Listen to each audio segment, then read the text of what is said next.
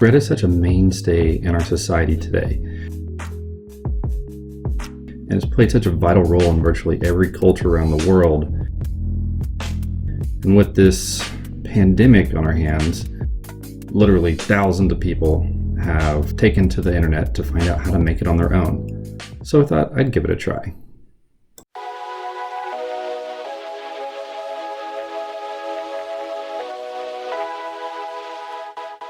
Despite the shortness of this video, it's actually like an all-day process, like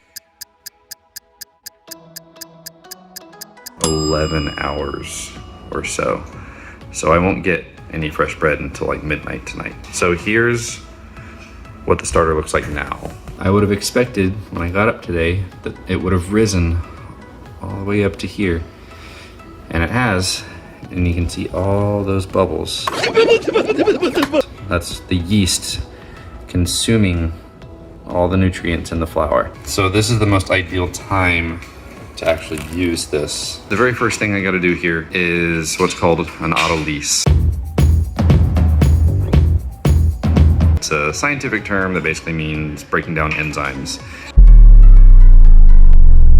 All I do is I mix water and flour, more water and flour. I have 1,000 grams of flour and 700 grams of water, and I'm gonna mix those two together. I'm not gonna knead it, I'm just gonna mix it like it's a pancake batter or something like that, and then I let it sit. And the process, the autolyse process, is not necessarily the mixing of the ingredients, but letting them sit for 45 minutes afterwards.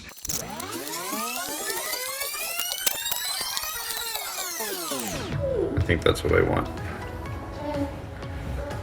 So now I let this sit. So now that it's been 45 minutes, more or less, we got to combine the starter with the water and flour mixture that we just put together, as well as some salt. The salt gives the bread a little bit of flavor. So 20 grams of salt plus 200 grams of the starter. The starter's at its peak right now, so it's the perfect time to use it and incorporate it.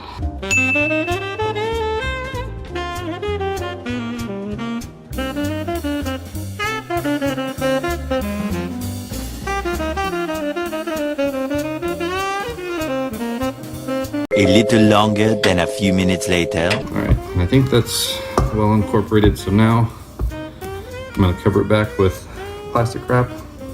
I'm gonna let it sit for half an hour. It needs to rest. Meanwhile, while we wait for the dough to rest, I'm taking that. What we can do is we can rebuild our starter. There's still plenty of good starter in there, and it's actually gonna be about 25 to 30 grams if you consider all the stuff that's kind of coated to the sides of the jar. So to do that, add 100 grams of flour and 100 grams of water, thoroughly mixed together, put the lid on it and set it aside.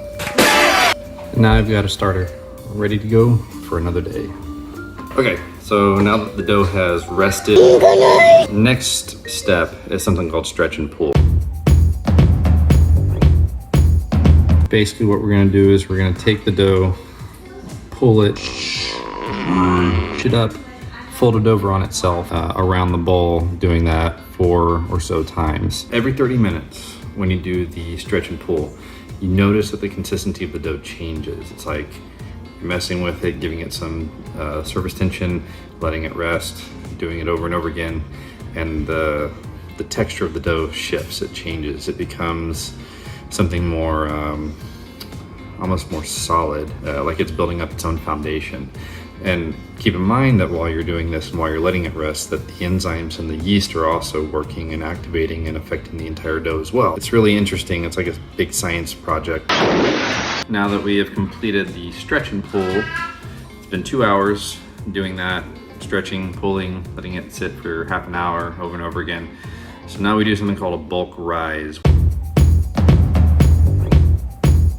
We've stretched it and pulled it enough to build up surface tension throughout the dough. So the bulk rise is we leave it alone.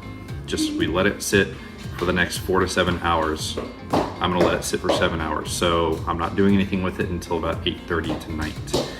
So 7 hours later.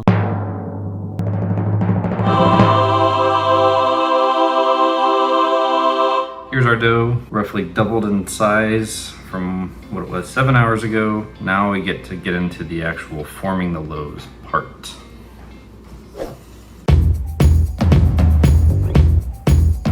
One of the things that really surprised me about how this dough turned out is how fluffy and airy it is. I mean, you look at how it comes out after resting for 7 hours, it almost looks like that marshmallow cream or like a meringue on a pie. I mean, just it wobbled in the bowl. And what that tells us is that the yeast is still plenty active in the dough itself. All that stretching and pulling and folding over that 2-hour period, it trapped a lot of that air inside, which is exactly what we want. So the next couple steps are going to allow us to shape the dough exactly how we want it. And yes, there's going to be a lot more waiting involved as well.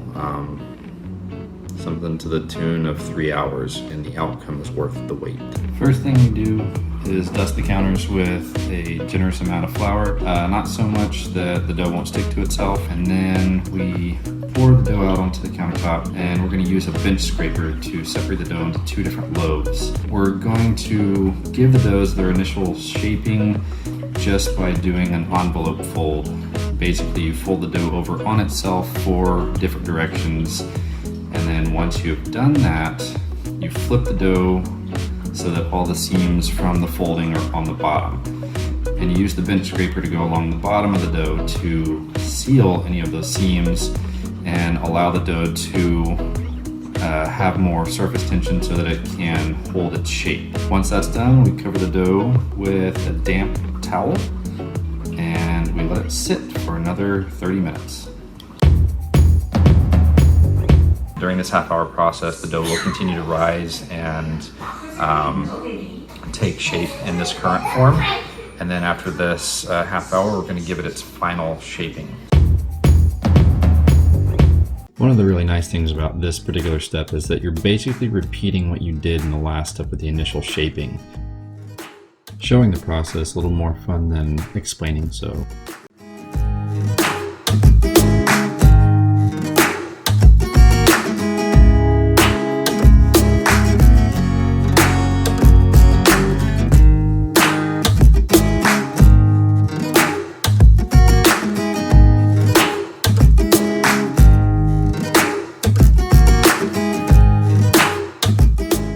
Once you have the loaf shaped, you then put it inside a container that's lined with a linen cloth that has been generously floured, the purpose of which is just to make sure that the loaf maintains its shape, because now you have to let it rest for another 2 hours.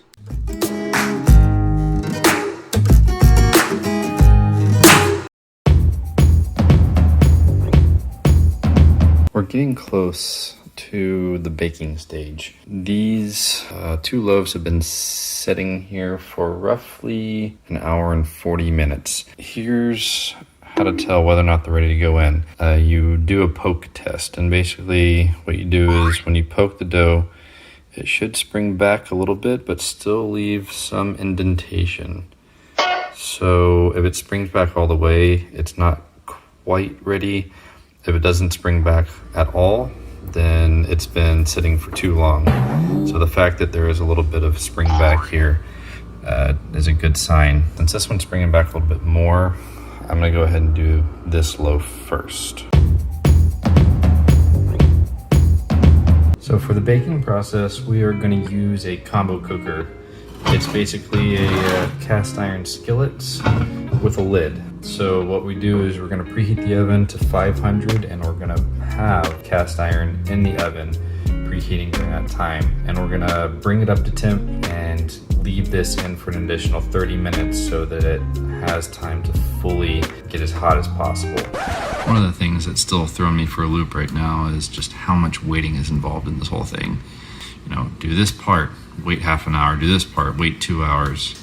The whole 7-hour waiting thing just for it to proof, it's exhausting. It's like the sheer volume of wait time involved is hard to reconcile sometimes. But it'll be worth it.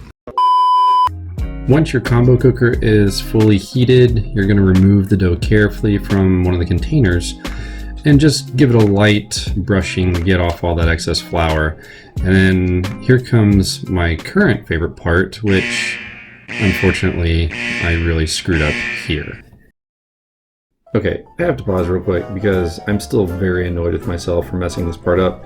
I mean, scoring the bread, it's kind of important. I mean, it serves its purposes. I mean, some French guy invented it just to be a little bit extra back in the 1800s, but there's a right way and there's a wrong way, and I did it the wrong way because I wasn't intuitive enough to Google how to do it the right way. So, still mad at myself, but scoring the dough, it makes your bread look pretty, but it also gives the bread a little bit more room to expand while it's baking. So, make sure you do it the right way. Just Google it. It's not that hard. Just do it the right way. Yep. Still mad. Idiot! We are nearing the end here. Now that you have your dough properly scored, just pop it into your combo cooker, put the lid back on, and you're going to put it into the oven and bake for 20 to 25 minutes. I opt for a little bit longer just because I like my bread a little bit more done, but it's your call, do what you want.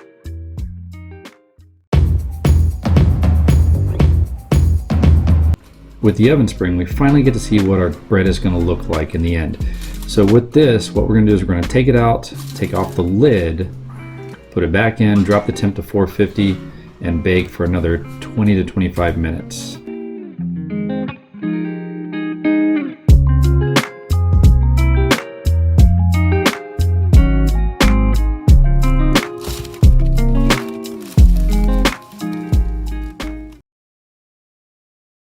Here's my moment of truth. Let's see if this thing turned out the way it needs to.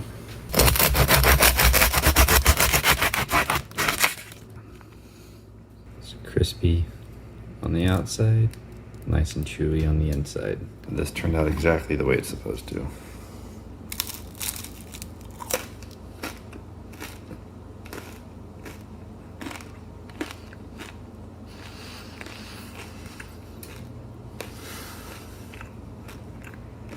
Very good. So I feel like I've been successful. It's only 2 a.m. Started at 9:30 a.m. yesterday.